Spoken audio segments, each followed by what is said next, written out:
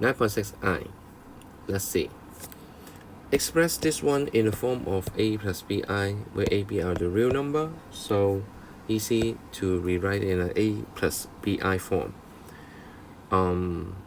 Parts B are a little bit complicated, so let's see after solve part A. Let's have a look. A. 1/2 minus 3i. So this one can find the complex conjugate. So 2 plus 3i, 2 plus 3i. Right.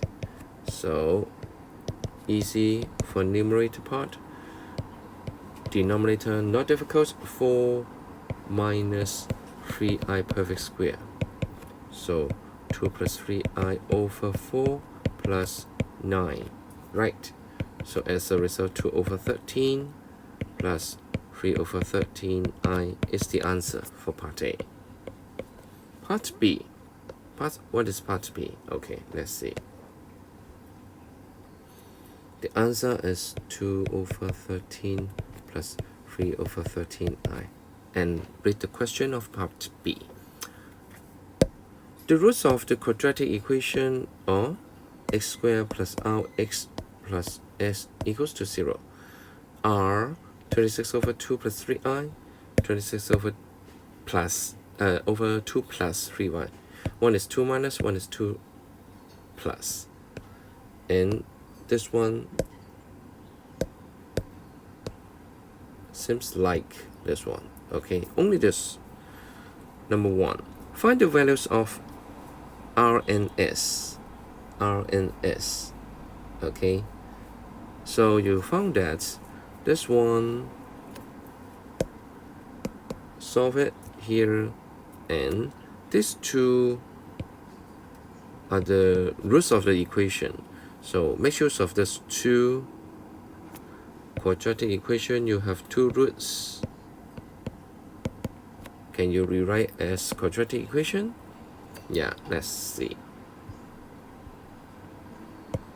So from A, 1 over 2 minus 3i equals to 2 over 13 plus 3 over 13i.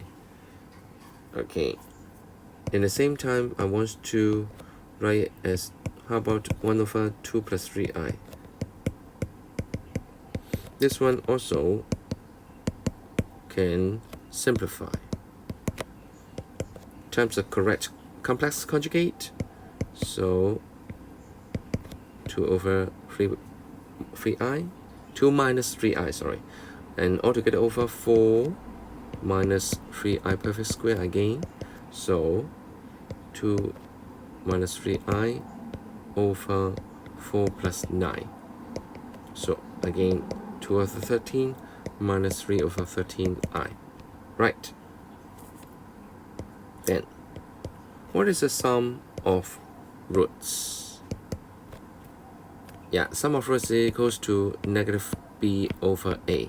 That means negative r. And now we have two roots. 26 over 2 minus 3i plus 26 over 2 plus 3i equals to negative r. Right. So 26 take out. Add up these two. And you know that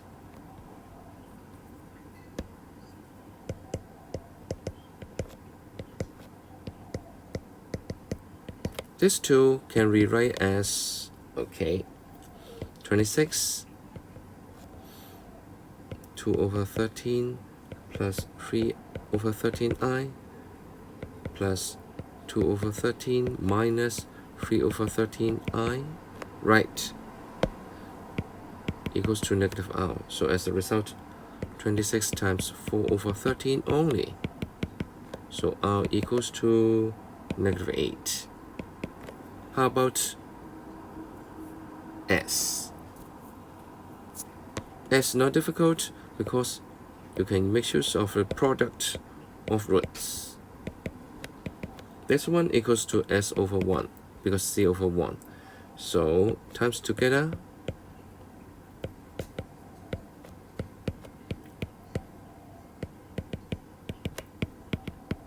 So this one equals to s.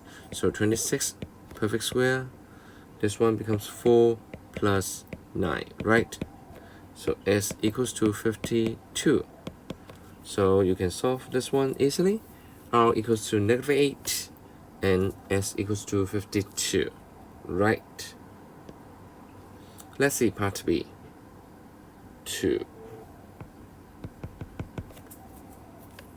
B2, if the quadratic equation is now equals to 7k has no real roots, is the greatest integral value of k positive? Is the greatest integral value of k positive? Explain your answer. Okay. Integral value, that means integer. Okay, integers. Greatest one.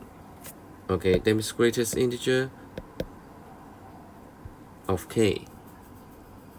Positive or not? So let's see. Now, x squared minus 8x plus 52 equals to 7k. So rewrite it.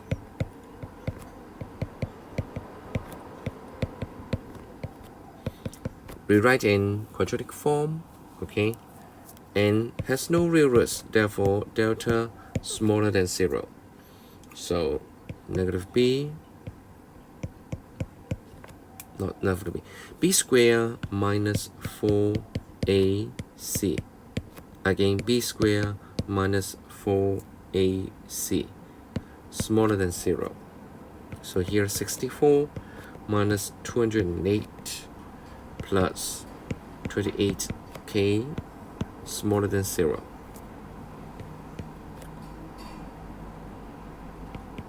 So 28k smaller than 144 and k smaller than 36/7.